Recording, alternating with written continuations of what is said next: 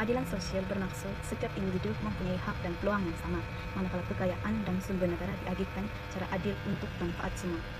Jika keadilan sosial tidak tercapai, masalah sosial seperti kemiskinan akan terus meningkat. Kemiskinan merujuk kepada keadaan apabila pendapatan isi bulanan rumah berada di bawah tahap yang membolehkan mereka memenuhi keperluan asas. Terdapat 3 jenis kemiskinan. Pertama ialah kemiskinan mutlak, di mana pendapatan mereka berada di bawah panduan garis kemiskinan (PJK). Seterusnya kemiskinan tegar, di mana pendapatan mereka berada di bawah PJK makanan yang menyebabkan mereka tidak dapat memenuhi keperluan kalori asas. Akhir sekali adalah kemiskinan relatif, di mana pendapatan mereka berada di bawah pendapatan penengah negeri. Kajian ini bertujuan untuk meneliti bagaimana konsep keadilan sosial digunakan untuk menangani isu kemiskinan di desa dan bandar dengan melihat perbezaan dari segi keperluan, peluang pekerjaan, dan akses kepada sumber asas manusia. Kajian ini penting kerana masyarakat di desa dan bandar menghadapi cabaran yang tidak sama. Pemahaman ini membantu merangka intervensi yang lebih tepat, justru meningkatkan kesaksama sosial, kestabilan politik, serta kualiti hidup rakyat. Jadi, saya akan membentangkan punca kemiskinan di desa. Walaupun negara semakin maju, kawasan desa masih ketinggalan terutamanya dari segi kemudahan asas, peluang pekerjaan, dan teknologi. Punca pertama ialah infrastruktur yang lemah. Sebagai contoh, banyak jalan luar bandar masih tidak berturap menyebabkan penduduk sukar menghantar hasil pertanian mereka ke pasar. Akses air bersih juga terhad menyebabkan penduduk perlu berjalan jauh untuk mendapatkan air yang bersih. Perkara seperti ini secara tidak langsung menjejaskan pembangunan ekonomi di kawasan desa. Punca kedua ialah kekurangan tenaga kerja. Ramai anak muda berhijrah ke bandar untuk mencari peluang yang lebih baik dan mencari kerja yang diminati. Akibatnya, sektor pertanian dan kraftangan hanya dijalankan oleh golongan tua dan banyak perusahaan desa terpaksa ditutup kerana tiada generasi penerus yang ingin meneruskan perusahaan mereka. Punca ketiga pula, kekurangan modal dan teknologi. Ramai petani tidak mampu membeli mesin moden seperti traktor yang boleh mempercepatkan kerja mereka. Mereka juga tidak mempunyai pengetahuan digital kerana tiada capaian internet di kawasan mereka. Ini menyebabkan mereka ketinggalan dalam pertanian moden seperti penggunaan automasi dan IoT. Assalamualaikum dan salam sejahtera. Saya Alfiza Syayuni dan saya akan membentangkan tentang kesan kemiskinan di desa. Saya akan menerangkan bagaimana kemiskinan memberi kesan kepada taraf hidup, pendidikan, kesihatan dan ia juga berkait rapat dengan peluang pekerjaan penduduk di kawasan desa tersebut. Kesan pertama kemiskinan di desa ialah taraf hidup masyarakat yang berada pada tahap yang rendah. Ramai penduduk menghadapi kesukaran untuk memenuhi keperluan asas seperti mendapatkan makanan yang berkhasiat, pakaian yang mencukupi dan tempat tinggal yang selamat untuk keluarga mereka. Selain itu, keadaan perumahan di kawasan desa yang miskin sering berada dalam keadaan tidak memuaskan seperti bumbung bocor, dinding yang tidak kukuh, lantai yang rosak, serta kekurangan bekalan air bersih dan bekalan elektrik yang stabil. Situasi ini bukan sahaja menjejaskan keselesaan hidup, malah boleh membahayakan keselamatan penduduk serta menurunkan tahap kesejahteraan hidup secara keseluruhan. Seterusnya, kemiskinan turut memberi kesan besar terhadap pendidikan dan kehidupan sosial masyarakat di desa. Keluarga yang hidup dalam serba kekurangan terpaksa mengutamakan keperluan harian seperti makanan dan bil berbanding pendidikan anak-anak. Akibatnya, terdapat kanak-kanak yang terpaksa membantu keluarga bekerja atau menjaga adik-adik sehingga mengabaikan pelajaran. Kurangnya akses kepada bahan pembelajaran, kelas tambahan dan kemudahan internet menyebabkan mereka ketinggalan dalam pelajaran sekaligus menyukarkan mereka untuk keluar daripada kitaran kemiskinan. Keadaan ini akhirnya menyebabkan kemiskinan berterusan dan diwarisi dari satu generasi ke satu generasi yang seterusnya. Selain itu, kemiskinan juga menyebabkan pelbagai masalah kesihatan dalam kalangan penduduk desa. Ramai penduduk tidak mampu membeli makanan yang seimbang, menyebabkan mereka mengalami kekurangan zat makanan seperti anemia, pertumbuhan terbantut dalam kalangan kanak-kanak, dan kesukaran untuk menumpukan perhatian ketika belajar. Tambahan pula, jarak hospital atau klinik yang jauh serta kos pengangkutan yang tinggi menyebabkan mereka enggan atau lambat mendapatkan rawatan. Penyakit yang sepatutnya boleh dirawat pada peringkat awal menjadi semakin serius akibat kelewatan mendapatkan rawatan. Persekitaran yang tidak bersih, sanitasi yang lemah, sumber air yang tercemar, dan rumah yang sempit turut meningkatkan risiko jangkitan penyakit seperti syut birit, demam, dan penyakit kulit. Di samping itu, kemiskinan di desa juga menyebabkan peluang pekerjaan yang terhad. Kebanyakan penduduk bergantung kepada sektor pertanian yang hasilnya tidak menentu kerana dipengaruhi oleh faktor cuaca, musim dan perubahan harga pasaran. Kekurangan kilang dan industri di kawasan desa menyebabkan peluang kerja tetap dan sambilan sangat terhad. Keadaan ini mendorong ramai golongan muda untuk berhijrah ke bandar bagi mencari pekerjaan yang lebih baik, sekaligus menyebabkan kawasan desa kehilangan tenaga kerja produktif. Kurangnya peluang latihan kemahiran turut menyukarkan penduduk untuk meningkatkan taraf hidup dan mendapatkan pekerjaan yang lebih stabil. Akibatnya, jurang perbezaan kemajuan antara kawasan bandar dan desa semakin ketara. Assalamualaikum warahmatullahi wabarakatuh dan salam sejahtera. Nama saya Fatin Adawiyah binti Rasman dan saya akan membentangkan isi kemiskinan di bandar. Baiklah, bagi faktor pertama yang menyumbang kepada isu kemiskinan di bandar ialah kos sara hidup yang tinggi. Hal ini dikatakan demikian kerana harga barangan keperluan, perlipatan dan juga utiliti di bandar adalah jauh lebih mahal berbanding di kawasan luar bandar. Kenaikan harga barangan asas ini menyebabkan mereka, golongan yang berpendapatan rendah, khususnya golongan yang miskin, di kawasan bandar mengalami kesukaran untuk menampung kehidupan harian mereka. Walaupun kos sara hidup semakin meningkat, akan tetapi pendapatan mereka sangatlah tidak setara dengan kos sara hidup yang perlu mereka tampung. Dan hal ini menyebabkan tekanan keuangan yang berpanjangan dan seterusnya mendorong kepada keberhutangan. Seterusnya, faktor kedua yang menyumbang kepada isu kemiskinan di bandar ialah perumahan yang tidak mampu milik. Hal ini dikatakan demikian karena harga rumah dan kadar sewa di kawasan bandar adalah sangat mahal, manakala bekalan rumah mampu milik pula adalah sangat terhad. Akibatnya ramai golongan miskin terpaksa menyewa dalam jangka masa yang panjang atau tinggal di perumahan yang kualitinya sangatlah rendah. Hal ini merupakan perkara yang tidak bagus karena ianya dapat menjejaskan keselesaan hidup, malah ia akan mendedahkan mereka kepada masalah kesehatan, keselamatan, dan juga tekanan mental. Seterusnya, faktor ketiga yang menyumbang kepada isu kemiskinan di bandar ialah persaingan peluang pekerjaan yang tinggi. Hal ini dikatakan demikian karena kawasan bandar menjadi tumpuan utama untuk mencari pekerjaan, terutamanya pasaran buruh. Hal ini menyebabkan persaingan yang sangat sengit berlaku di antara golongan miskin ini dengan warga asing untuk mendapatkan pekerjaan sedemikian. Seterusnya, golongan miskin di bandar juga seringkali bertemanan dengan kekangan kemahiran. Perkara ini mendorong kepada kesukaran untuk meningkatkan taraf hidup mereka di kawasan bandar. Pekerjaan yang tidak stabil juga menjadikan mereka mudah terjejas apabila berlaku kehilangan pekerjaan.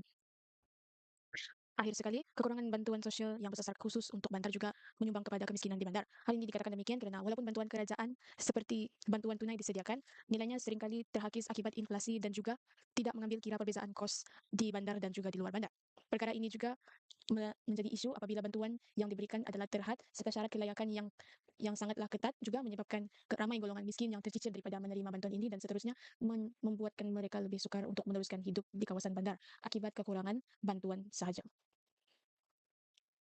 Assalamualaikum dan selamat sejahtera. Saya Syahanas binti Sudi alias Sudun dan hari ini saya akan membentangkan mengenai kesan kemiskinan yang berlaku di bandar.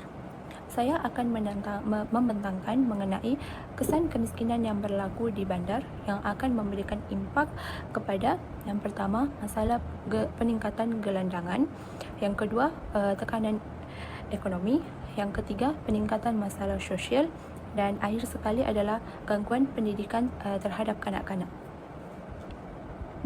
Okey, seterusnya ini adalah kesan kemiskinan yang berlaku di bandar. Yang pertama adalah peningkatan masalah gelandangan, di mana perkara ini berlaku disebabkan oleh kos perumahan yang tinggi, di mana seseorang individu ataupun golongan rendah yang berpendapatan rendah tidak mampu menanggung kos rumah yang tinggi.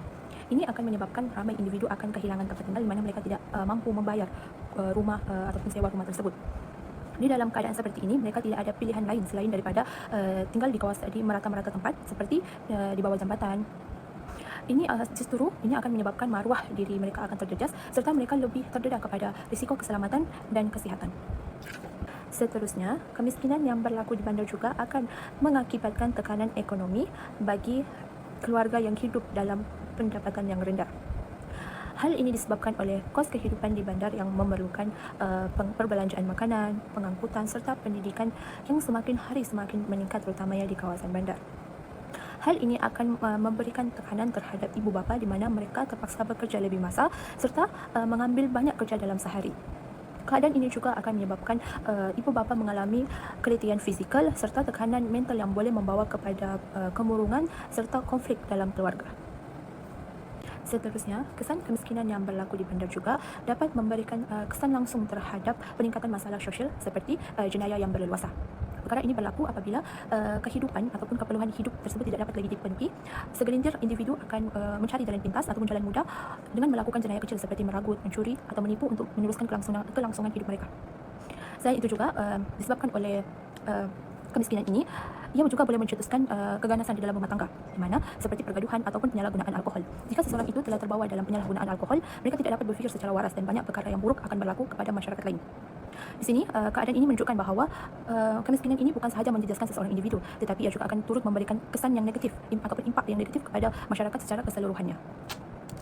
Akhir sekali ialah kesan kemiskinan yang berlaku di bandar akan menyebabkan kesan ataupun akan mengakibatkan gangguan terhadap pendidikan anak-anak bagi golongan keluarga yang bertaraf rendah. Keluarga yang bertaraf rendah sering tidak mampu menyediakan keperluan asas seperti buku teks, peralatan sekolah maupun seragam sekolah. Seterusnya, ada juga kanak-kanak yang terpaksa membantu ibu bapa mereka bekerja untuk menambahkan pendapatan keluarga mereka. Hal ini justru akan menyebabkan mereka kurang masa untuk belajar serta konten dalam sekolah. Di samping itu, keadaan rumah mereka yang sempit serta persekitaran mereka yang bising akan menyebabkan mereka kurang memberikan tumpuan dalam pelajaran dan prestasi akademik mereka akan merosot. Bagi sesetengah keluarga yang betul-betul tidak dapat membayar yuran sekolah, mereka terpaksa memberhentikan anak-anak mereka pada usia yang muda. Seterusnya, saya Nurul Aris Adiba akan membentangkan peranan konsep keadilan sosial dalam memastikan kesejahteraan rakyat di Malaysia. Peranan yang pertama ialah memastikan kesaksamaan peluang pendidikan. Seperti yang kita sedia maklum, golongan B40 dan luar bandar sering berdepan kekangan dari segi kemudahan dan akses kepada teknologi. Oleh itu, melalui inisiatif seperti Peranti Siswa dan Jendela, Kerajaan membantu menyediakan peranti dan capaian internet agar pelajar mendapat peluang pembelajaran yang lebih adil. Seterusnya ialah pengagihan sumber yang adil melalui zakat. Sebagai contoh, institusi seperti Pusat Pungutan Zakat dan Program Azam membantu golongan asnaf dengan pengurusan zakat yang sistematik dan bantuan modal perniagaan. Secara tidak langsung, usaha ini membantu golongan asnaf untuk keluar daripada kitaran kemiskinan secara berterusan. Selain itu, latihan kemahiran dan peluang pekerjaan setempat sangat penting khususnya kepada belia dan penganggur. Oleh itu, inisiatif seperti program BRKK dan portal MyGOB membantu meningkatkan kemahiran dan kebolehpasaran golongan B40 sekaligus mengurangkan kadar pengangguran di negara kita. Di samping itu, bantuan rumah mampu milik pula memberi fokus kepada golongan B40 dan M40. Melalui inisiatif kerajaan seperti Prima dan PPKB, rakyat dapat memiliki kediaman yang selesa dan berkualiti pada harga yang berpatutan, sekaligus dapat menjamin kesejahteraan hidup rakyat. Akhir sekali ialah sokongan sosial.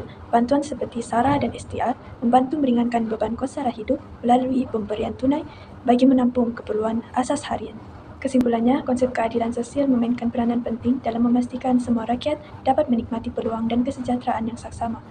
Melalui pelbagai inisiatif kerajaan, jurang sosial dan ekonomi dapat dikurangkan. Itu sahaja dari saya. Sekian, terima kasih. Pada era hujung jaringan, isu kemiskinan yang dihadapi oleh masyarakat di desa dan bandar kekal menjadi isu sosial yang berlakuan dan memerlukan perhatian serius daripada pihak kerajaan kerana ia memberi kesan langsung kepada kesejahteraan rakyat serta arah pembangunan negara secara keseluruhan. Walaupun Malaysia telah mencapai kemajuan ketara dari segi ekonomi, sosial dan fizikal, realitinya masih wujud kelompok masyarakat yang kecil daripada arus pembangunan yang menikmati taraf hidup yang stabil. Di kawasan desa, kemiskinan lazimnya berpunca daripada kurangnya peluang pekerjaan, infrastruktur asas yang tidak mencukupi serta akses terhad kepada perkhidmatan kesihatan dan pendidikan yang berkualiti. Sebaliknya, penduduk bandar berdepan bentuk ketekanan yang berbeza seperti kos sara hidup yang tinggi, jurang pendapatan yang ketara dan tuntutan ekonomi yang semakin mencabar. Perbezaan punca dan bentuk kemiskinan ini menunjukkan bahawa kemiskinan bukan sekadar isu kekurangan pendapatan, tapi satu fenomena kompleks yang memerlukan penyelesaian bersasar mengikut keperluan lokasi dan keperluan teritorial. Oleh itu, cadangan penyelesaian yang lebih sistematik, inklusif dan menyeluruh perlu dirangka bagi memastikan semua lapisan masyarakat sama ada di desa maupun di bandar dapat menikmati kualiti hidup yang lebih baik serta bebas daripada kitaran kemiskinan yang mengekang pembangunan generasi akan datang. Satu daripada cadangan untuk mengatasi isu ketidaksamatan sosial yang membebagi sistem bantuan kerajaan secara menyeluruh, sistem sokongan yang berkesan memastikan sumber negara disalurkan kepada golongan yang benar-benar memerlukan mengikut prinsip yang bersama dipikul hingga sama dijajan. Contohnya, penggunaan pangkalan atas bersafari seperti e-kasi dan padu boleh ditingkatkan dengan teknologi analitik otomatik bagi mengelakkan pembaziran dan mencepatkan proses permohonan. Pendekatan berasaskan data seperti ini telah digunakan secara meluas di Singapura dan Korea Selatan, membuktikan bahawa bantuan yang tepat dan pantas mampu meringankan beban keluarga berisiko sebelum keadaan menjadi lebih parah. Selain itu, pendidikan digital di luar bandar perlu diberi keutamaan untuk mendapatkan jurang antara komuniti bandar dan pedalang. Pendidikan digital kini menjadi fondasi kepada pembangunan negara sering pepatah ilmu pelbagai hidup menandakan bahawa akses ilmu yang adil adalah asas kemajuan. Contohnya, inisiatif negara yang mendirikan internet berkelajuan tinggi perlu digandikan dengan pembinaan maklumat ICT dan perpustakaan digital. Guru dan pelajar juga wajib dilatih menggunakan platform seperti Terima dan MOOCC dengan peluang pembelajaran yang setara. Pelajar luar bandar mampu membina masa depan yang lebih kompetitif dalam era industri revolusi 4.0, kombinasi yang kesan untuk penyelenggaraan perumahan bandar yang lebih mampu bagi menggalakkan masyarakat berpendapatan sederhana terus terhimpit oleh kos hidup. Dalam hal ini, sedikit payung sebelum hujan menjadi peringatan betapa pentingnya perancangan jangka panjang. Projek Prima, PPR dan Rumah Wib dapat diberi perkembangan melalui konsep pembangunan bercampur yang mengintegrasikan bilik kediaman, kemudahan awam dan akses transit seperti MRT. Model kompleksiti Jepun boleh jadikan rujukan bagaimana perancangan badan yang strategik mampu menjadikan ruang kehidupan berkualiti tanpa membebankan keuangan rakyat. Salah satu contoh inisiatif yang diambil oleh kerajaan ialah penyerahan 6 unit Smart TV kepada sekolah kebangsaan Asik Kelangkun sebagai daripada peruntukan param 10 juta yang disalurkan ke sekolah-sekolah di seluruh negeri pada 9 September 2020 yang lalu. Akhir sekali, melaksanakan program ekonomi desa seperti AMRO perlu diperluas demi memperkukuh pendapatan luar bandar. Dalam konteks ini, peribahasa di mana ada kemahuan di sebelah jalan menggambarkan potensi besar penduduk desa memajukan diri apabila diberikan peluang, latihan dan sokongan modal. Melalui program AMRO Muda, ramai belia telah berjaya mengusahakan tanaman fertigasi, pertanian moden dan pengelolaan produk makanan bernilai tinggi. Objektif utama PAM ialah untuk meningkatkan pendapatan melalui teknologi dan inovasi dan menjadikan agro makanan kerjaya masa hadapan dengan bantuan teknologi seperti IoT dan drone. Sektor agro bukan saja menjadi lebih produktif, malah mampu menarik minat generasi muda. Pendekatan ini berpotensi menggunakan pemikiran ke bandar serta menyamarkan ekonomi desa secara papan. Program ini dapat membangun ekonomi desa. Hal ini dapat membantu usahawan muda menjadi pendapatan yang lebih baik melalui pengenalan berkualiti tinggi dan pasaran kompetitif. Ia mengubah pertanian daripada kerja kampung kepada industri yang berdaya maju dan menjana pendapatan. Kemiskinan di desa dan di bandar memiliki faktor yang berbeza tetapi memberi kesan yang sama pada kesejahteraan masyarakat. Kemiskinan di desa menunjukkan infrastruktur dan kemudahan yang banyak yang memerlukan tenaga kerja melalui kaedah konvensional tanpa kemudahan moden. Manakala kemiskinan di bandar terdapat tanggungan kos hidup yang tinggi dan golongan B40 yang hanya mampu menanggung untuk keperluan harian asas saja. Penyelesaian perlu seimbang dengan pembangunan infrastruktur desa, bantuan bersasar pengukuhan pendidikan digital dan dasar perumahan mampu mendidik untuk menyelesaikan masalah kemiskinan dan menuju negara yang lebih mampan. Dasar berasaskan keadilan sosial penting untuk memastikan akses peluang yang sama kepada semua. Pihak kerajaan telah mewujudkan peluang ekonomi yang lebih luas dan meningkatkan kemahiran tenaga kerja dari setiap generasi anak muda yang akan datang untuk membuka banyak peluang pekerjaan dan mengurangkan tahap kemiskinan negara yang akan membentuk negara yang sejahtera dan